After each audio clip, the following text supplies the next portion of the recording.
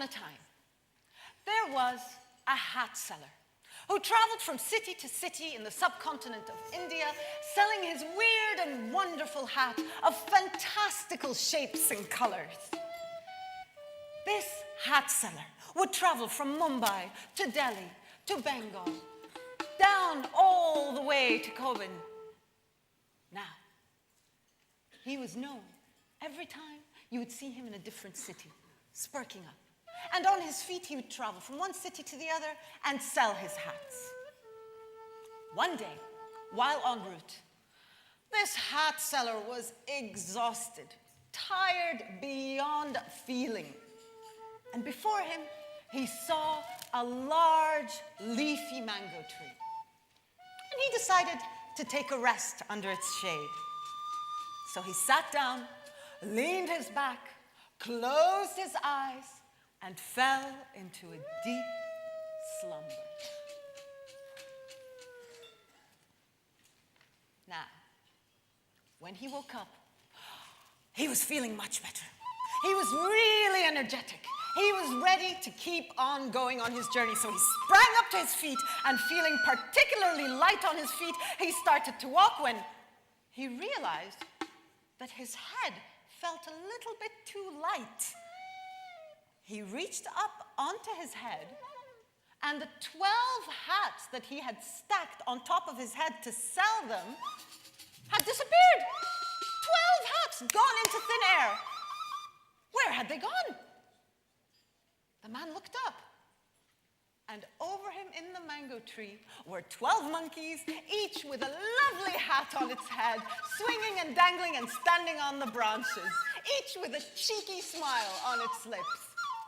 The man was furious. "Hey, monkey, give me my hat!" And the monkeys pointed at the sky, then pointed at the floor. And the man said, "Monkey, you give me my hat or I break your head!" And the monkeys wiggled their fingers and shook their fists at the sky. And the man was getting really furious. "Give me my hat, monkey!" And the monkey started jumping up and down. Oh. Now the man was furious. Now the man was steaming. He was fuming. His blood was boiling.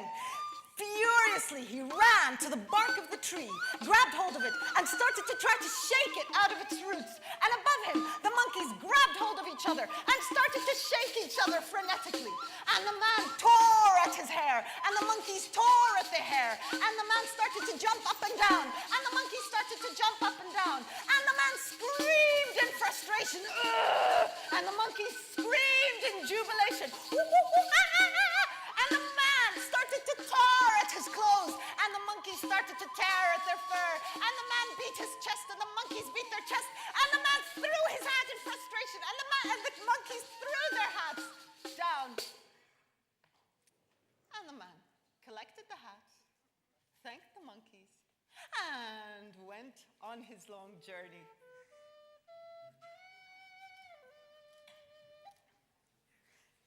"50 years later, this young man called Habib, who was the grandson of the famous hat seller with his story with the monkeys. He himself, this Habib, had inherited the family business and was a loyal hat seller like his father, selling weird and wonderful hats of the most fantastical shapes and sizes and colors. And like his father, he would walk from one city to the other selling his hats. And like his grandfather, sometimes he got tired. And one day, what did he see but a big leafy mango tree?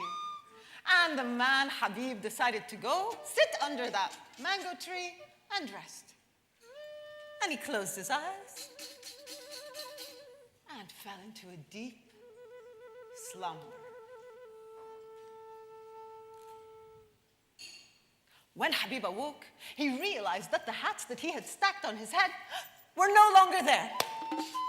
Habib looked up, and above him, what did he see but 12 monkeys dangling and hanging and standing on the tree branches, each with a wonderful, colorful hat on its head. And Habib looked up and looked down, and he remembered his grandfather's story. Habib smiled at the monkeys.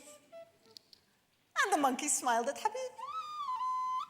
And Habib waved at the monkeys. And the monkeys waved at Habib. And Habib scratched his nose. And the monkeys scratched their nose. And Habib pulled out his ears.